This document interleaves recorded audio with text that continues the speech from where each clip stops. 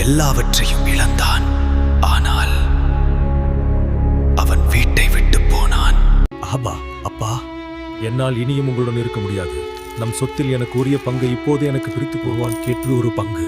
ஆனால் அவன் கேட்டது ஒரு பங்கு. ஆனால் அவன் எடுத்துச் சென்றது ஒரு தந்தையின் இதயம். நண்பா, உன் தாராள குணத்திற்கு ஈடு இணையே இல்லை. நீ ஒரு இளவரசன் போல வாழ்கிறாய். பணம் எதற்கு இருக்கிறது, அனுபவிப்பதற்கிறது. சில நாட்களில்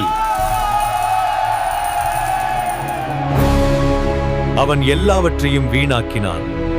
என் தந்தையின் வீட்டில் வேலைக்காரர்கள் உண்கிறார்கள், நாம் பசியால் சாகிறேன்.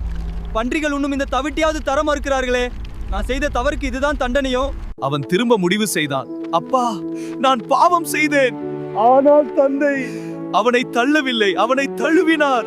நீ எவ்வளவு தூரம் சென்றாலும் அவர் காத்திருக்கிறார். நம் பரலோக தந்தை நம் மனமாற்றத்துக்காக காத்திருக்கிறார். நாம் திரும்புவோமா?